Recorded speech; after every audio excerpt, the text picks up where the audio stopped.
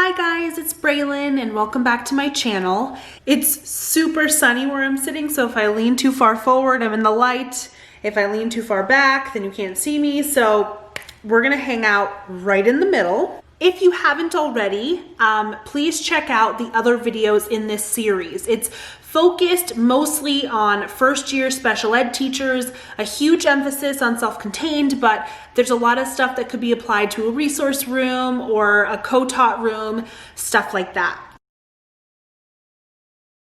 Also, there are a lot of things on the internet that talk about basic token boards and rewards and all that kind of stuff. And so I really wanted to focus this series on topics that I feel like I didn't see talked about online. I felt like there were so many things as a first-year teacher that nobody prepared me for, nobody showed me, and I was so confused when I jumped in. So today we're going to talk about inclusion, and inclusion is tricky because some classes don't really have inclusion. It depends on where you are, it depends on the program you're in, and yet I think inclusion is super important. If you're a resource teacher or you're in a co-taught classroom, I mean, there are still so many of these things that you could use because a lot of this is just talking about how to include students into the rest of the classroom or into the general ed population. So first, I want to emphasize that you do not need to buy a bunch of stuff. There are some things that you can get to prepare yourself for inclusion, and you can make them yourself if you really want to, or you can find them for $1 or $2 or free, honestly, on TPT. Some big things you're definitely going to need. You're definitely going to need some sort of classroom schedule, an individual schedule for kids. You're going to need some visuals, which you can get for free from the speech pathologist. Just visuals about how to sit, how to, walk in the hallway, stuff like that. You don't need to buy them. You can have a speech pathologist make them for you. Maybe some reinforcers that you might need, little trinkets or different things that students might need. A token board of some kind, some type of token economy, which again, you can make yourself, or you can ask the speech pathologist to make you one. They're so good at making stuff like that. You might need some social stories about going into another classroom or, going on the playground, the lunchroom, stuff like that. There are so many social story videos on YouTube for free, and there are so many social stories I think you can find online really anywhere. And again, the BCBA and the speech pathologist can make you a social story if you really need it. You can make them tailored specifically to the child. Okay, here are the things that I think are super important to prepare for inclusion. The first thing would be to review your IEP.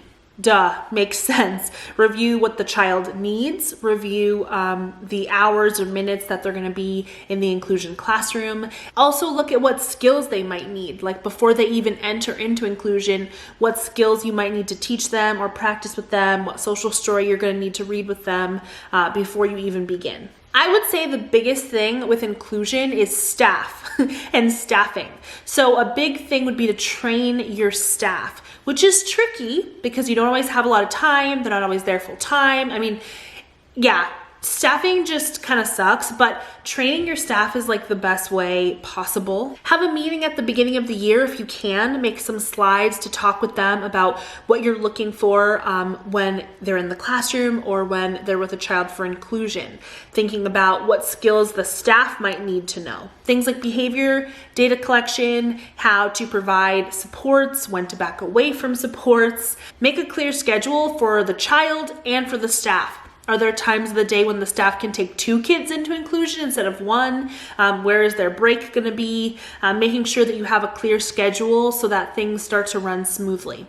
Which, by the way, some of this stuff you can't do until you're at school, during the school year, but you can still start to think about what kinds of things you need the staff to know so that when you get to school, all you have to do is put the schedule together. You can provide them with observation forms. That's something that's key. Or you're in a co-taught classroom, so the child might be with another teacher or another staff member, and you're the one who's supposed to gather data on them. Providing some sort of observation form that's really simple, or some system where they can write notes on a sticky note and then they can give it to you later, just so that you as the teacher can have an idea of how the child is doing, even though you're not seeing them day to day in their inclusion inclusion setting. Also, it might be kind of nice to introduce your staff to the general ed teachers and the other people in the building, because I find that sometimes, or at least in my previous job, sometimes people aren't aware of all the staff that's in and out of the room. So introducing them to the teacher, asking the general ed teacher, what do you need from this staff member? Like, what would be beneficial for you when this staff member's in the room, and things like that. Also, if there's a way for you to introduce that staff member and that student to the whole classroom eventually, just so that the other kids in the general ed room aren't like, who is this random person in here with this kid? Like, just making it a little bit more normalized. Also, I would say with your staff, maybe having some visuals or different things that you think they might need, whether they need it for the child that they're doing inclusion with, or whether the staff might need something for themselves. One thing that I like doing is I like providing like a bin of things that the child might need. So in the inclusion room, I'll send ahead of them a bin with like their break items or the special pencils that they might need for their different grip, or different maybe like headphones or different sensory things. And I have that in the classroom. I've explained it to the teacher why they need it and when they might utilize it. But that way the child isn't walking in with that bin, because that can feel kind of stigmatizing. But just that bag or whatever is holding all of the supplies is already in the general ed classroom. And then knowing that that child has access to it when they need it. I talk about this in probably every video, but I would say practice, practice, practice, and reward, reward, reward. So before I even start inclusion, I practice a lot. I practice going to the cafeteria, what it looks like when it's empty. I practice going into the classroom that they're gonna be in while the rest of that class might be at like gym or something. We go in the empty room, we get to see everything, get the lay of the land, and then I heavily reward kids as they're practicing with me, because what's the point in practicing something if you're not getting rewarded? Like, if I get a new job and I go to a training, I hope that I'm getting paid for that training, right? Like, so it's the same kind of thing. Like, why would I not reward a kid for practicing? Whether that's like getting a few extra minutes with whatever their preferred thing is, or getting more points towards something that they're trying to earn, whatever it may be. I love rewarding kids because I think that that starts to build in that excitement. A big thing for me is that I try to mirror as much of the general ed classroom as I can in my classroom.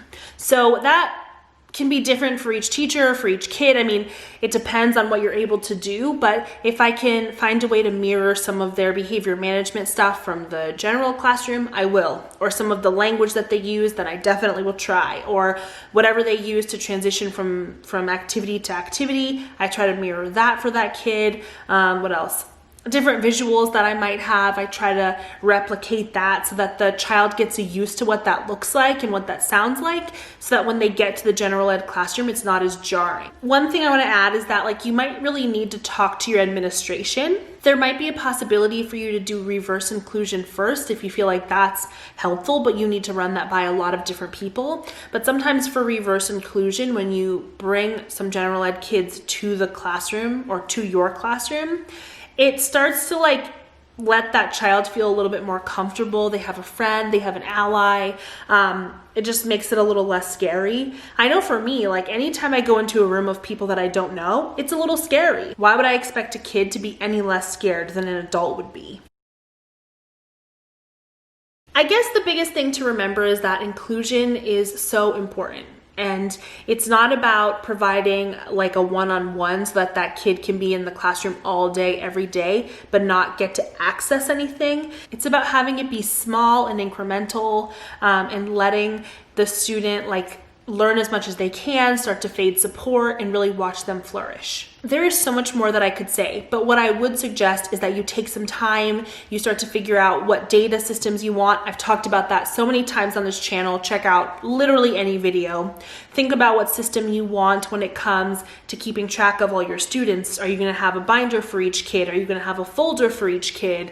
What is your method gonna be? I wanna emphasize that it's a trial and error, and I think that that's really important because as you start the year, you do some inclusion, you do some work in your classroom, you might need to like reorganize everything, try again, you might need to rearrange staffing, try again. I mean, this is like a continual cycle and a continual process, and I think knowing that helps a lot because if you know that you're gonna make a system and it might not work for each kid, then you don't really feel like a failure. You just look at it and go, oh, that didn't work, let me try something else. And when it comes to a special ed classroom, inclusion, I really can't give you a specific thing that you should and shouldn't do, because I can't, because every kid is different, every teacher is different, every school is different, every state is different, and day to day, week to week behaviors change and things need to be readjusted. I'm gonna link down below my notes of today. They're brief outline bullet point type of things, so you can go back through, you can look at them,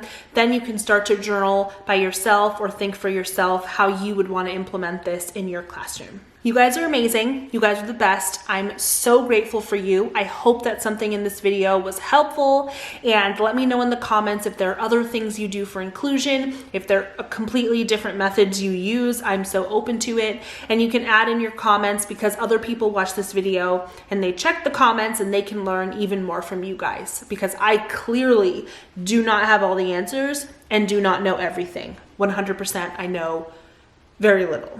So you guys are awesome, and I'll see you in the next video. Bye.